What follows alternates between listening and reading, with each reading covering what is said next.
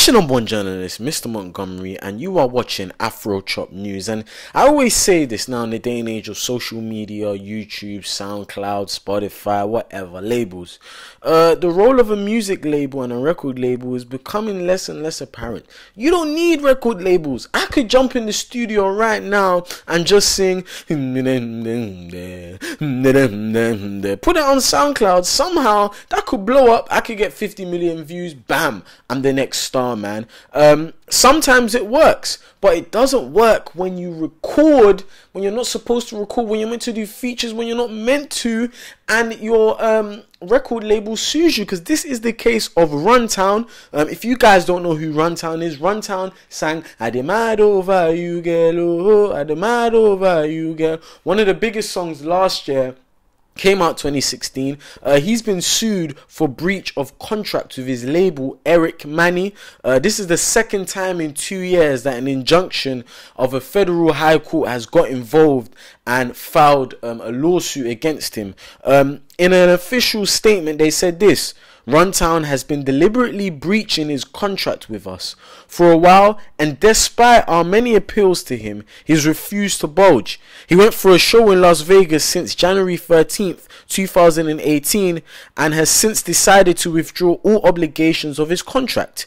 He has steadily been recording an album without the consent and approval of his record label. They also went on to say he's been recording tracks with artists like Del B without the written approval of the label. Now, one thing you need to understand: when you sign to a label, they give you money, they give you a startup fee, they give you a loan, they give you something, yeah, and they give you a term. So your contract might be 2 years, 3 years. So let's say you get £500,000, yeah.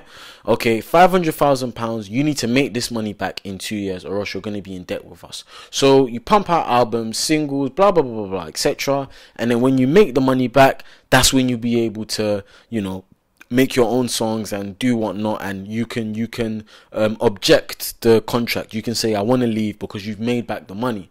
But when you haven't made back the money, that's it. So they're basically your dad, they're basically your father, they're basically your mother.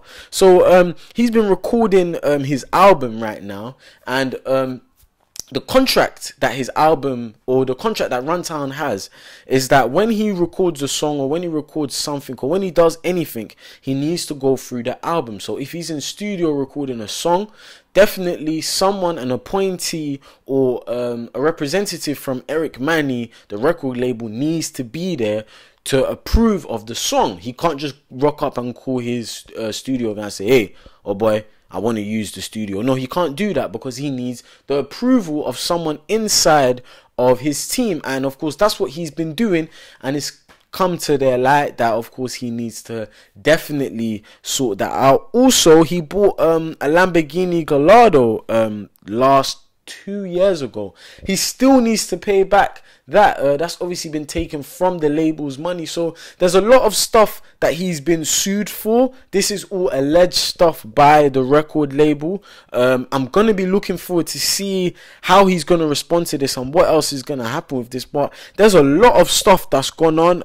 Apparently he's been performing at shows and taking money without the consent of the record label. They're just basically saying, this nigga needs to give us money, man. You owe them money, honestly, because you've been Runtown, you've been chopping some good jollof. Think about it. He's been releasing some crazy songs, Mad Over You, For Life. He's dropped tunes, and he's been inside of the remix of some songs. He's also featured on some songs, Akon, DeMarco, Energy. So I'm looking forward to Runtown's album. That's the one thing that I'm looking forward to.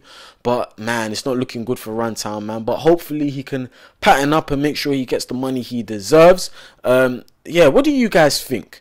Do you think you need to sign to a record label? Do you think a record label needs to give you a startup fee or a loan? Or do you think that you can do it all by yourself? Personally, for me, like I said, Wizkid signed to Sony only last year.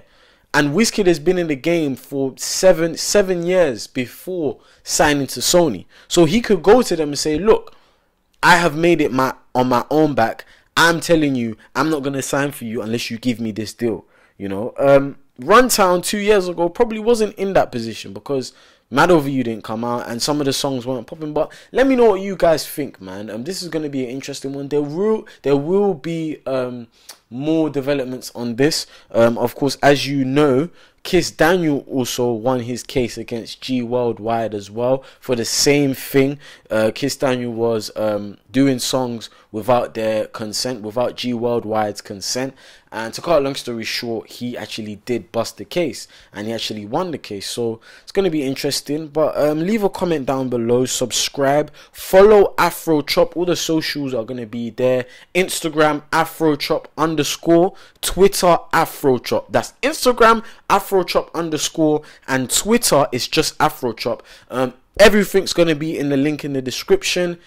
Damn, man, the main headline is Runtown has been sued by Eric Manny, his label. It's your #1 journalist, Mr. Montgomery, and you have been watching Afrochop News.